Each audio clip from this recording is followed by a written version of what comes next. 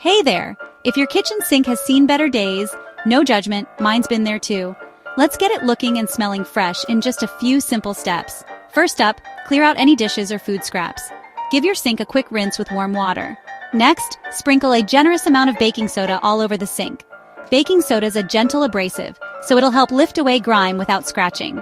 Grab a soft scrub brush or a sponge, add a few drops of dish soap, and start scrubbing in circular motions.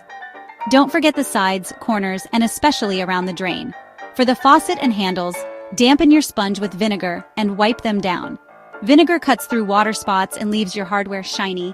Got any stubborn stains or lingering odors? Slice a lemon in half, rub it over the problem spots, and let that citrus magic work.